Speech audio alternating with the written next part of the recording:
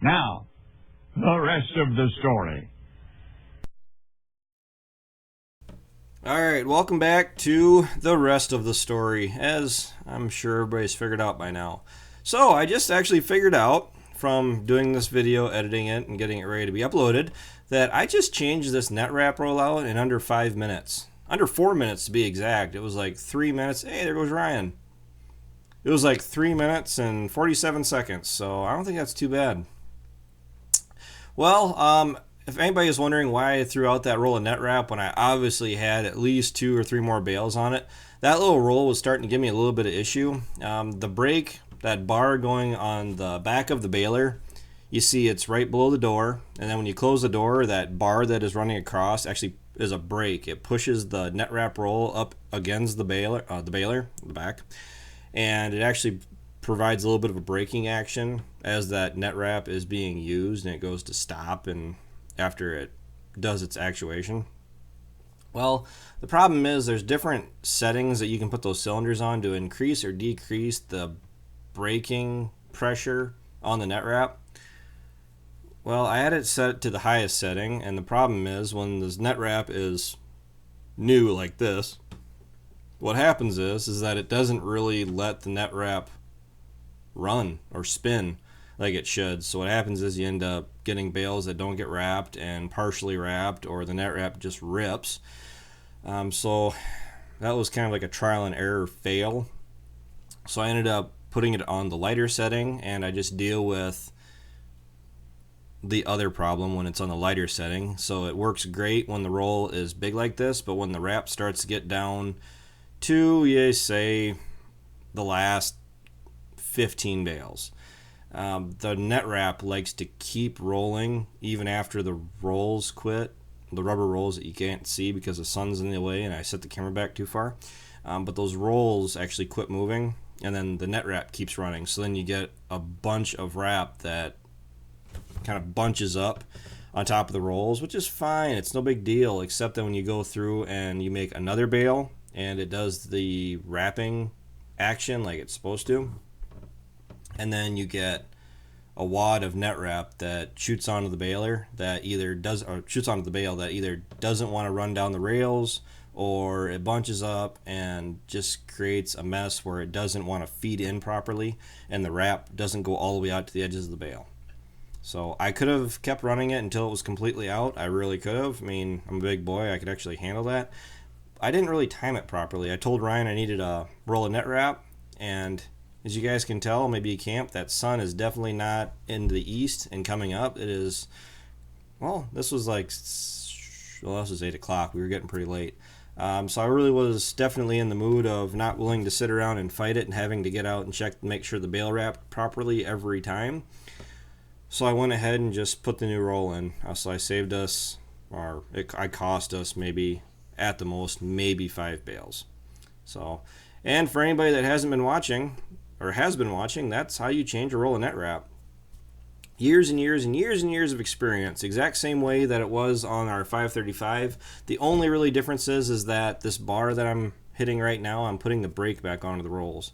Our 535 didn't have that. And I must have cut out the part where I beamed myself in the head. Or maybe I just didn't see it. But this is the new seating that we went through and cut. It has been, or had been cut, Sunday night. So Sunday we made it. Thursday.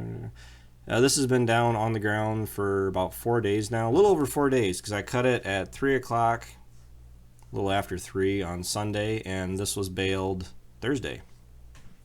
So wherever my videos are currently ending up right now, I'm going to be honest with you, I'm running 2 computers, my laptop and my desktop. You guys are going to see over the course of the next few days to week and a half, or however it comes out, where I had a slug of videos, a lot of videos, and I got a bunch more video to actually shoot yet. And I've actually made I have over 120 gigabytes of data from my videos up to today. And that doesn't include anything I'm going to film from tedding hay to baling again, because this is day 1 of, I'm certain it's going to be 3, because just doing the new seating of my brother's is going to be a day in itself. So we got at least 2 more days of baling. Of course, maybe by day 3 it won't matter, nobody will want to see it, but it's the ins and outs of the rest of the story. Farms, we do multiple or the same job over and over and over again. But between hauling hay and wrapping, I don't know if I'll get much of the wrapping, raking, and tedding, and then we got to start cleaning bins out. So yeah, there's a lot of stuff on my plate that we're trying to get done. My laptop is taking the brunt of the weight. It's editing stuff and getting all the information to sort through and edit. And between my laptop and my desktop, I'm uploading between 2 different computers. So I'm trying to keep up with the uploads. So I'm sure everybody appreciates it that appreciates it. All right, the 7600 doesn't have enough power. Kind of a pretty good turn of conversation there, but yeah, the 76 doesn't have enough power. And people are probably going to go, but Travis, that 7600 has 140 horse you claim. How could you possibly be short of power? Well, I wasn't short of power on the second cutting grass lawn clippings that really didn't amount to much. But getting into this, I'm going to call it oatlage because, it's oatlage. We're going to wrap it anyway. This stuff baled extremely hard. And to be honest with you, I think corn fodder bales easier. I really do. I was going 10 miles an hour. I mean, granted, this was on smooth, easy running, flat-ish, decent running ground. That second crop grass, it was lighter. I mean, I'm not discounting that fact. But I went from 10 miles an hour to 4.5 miles an hour baling this stuff. And it just didn't really seem like this stuff added up as heavily as it should. So there's kind of 2 negatives there, if you ask me. I mean, one is it seemed like it took forever, or that it was basically a snail's pace going back and forth across the field. But it also seemed like the bales just simply weren't adding up like they really should have. Good quality stuff. I mean, don't get me wrong, it's not crud by any means. It did get a rain shower on it, but I'm pretty confident that it was still fairly green yet, that it didn't hurt. Well, there is no rotten stalks, stems, anything like that in any of it that we saw. I mean, so we went through and raked it up. It was perfectly fine. I don't have any video of raking this stuff up. I just didn't take the time to. So I don't have any raking footage, so hopefully you guys can go to the other channel. As far as the quality, we are going to wrap it regardless because it's oats. It's literally one step down below from being straw. I mean, it did get a little bit too ripe. Dad and Ryan just went by. Make sure you say hi to them. Okay. This stuff, it's if it would have went another week, it would literally be called straw. So on top of that, we already had the wrapper already planned. So the plan is to go through, we're going to wrap it and kind of let it ferment, and hopefully it'll kind of soften up those stems, that basically straw material, and it'll give some sort of relative feed value to the cattle when we feed it to them. At least to give them something they want to chew on. Plus the fact that there is oats in it.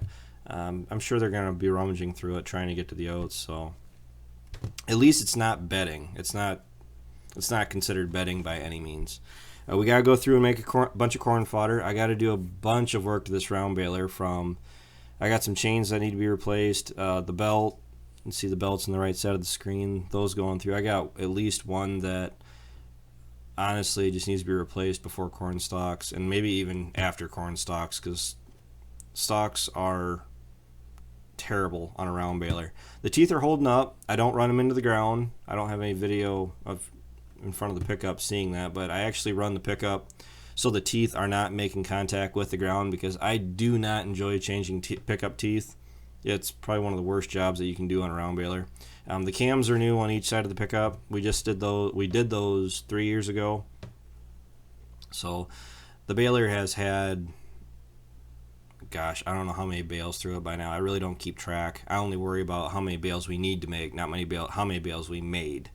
So the past really doesn't have a whole lot of whole lot of meaning to us right now. That's basically just how much feed we need to feed the amount of cattle we have. I have a grand total of 5 cows. I have a really big herd. This is me being passively aggressively sarcastic. So you got to understand sarcasm a little bit to follow this channel. So yeah, I have 5 cows. I have actually 2 cows, a heifer, and 2 heifer calves. So the heifer calves are doing awesome. That heifer, she was with the bull last year. I haven't run her through the chute and checked her. I'm going to be planning on having the vet come down and check all of our cows for a preg check this fall, this winter, whatever we end up doing it, when we can get to doing it, so we can get them checked to see who's bred, who isn't. If it comes back that she didn't get bred for a 2nd year in a row, she's going to be going down the road, and I will be replacing her. Yes, you guys can look forward to that. I have some very, very, very serious intentions of buying some beef heifers. Seems how we're making round bales and everything else like that. We should be talking about cattle feed. Well, let's talk about cattle. Yes, Ryan has 40 or so. Dad has 40 plus cows to feed, calves. We're going to have quite a few calves going into this winter to take care of. Myself, I have, like I said, 5 total between the 2 cows and the calves and everything else.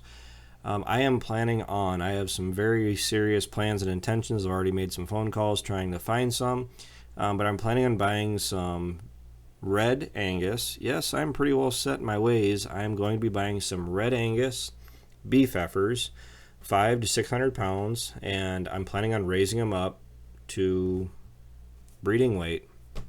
Now, some people are probably going to go ahead and say, go ahead and just save yourself the time, the trouble, and the feed, and just go buy cows that are already bred or cows that are ready to be bred. All right.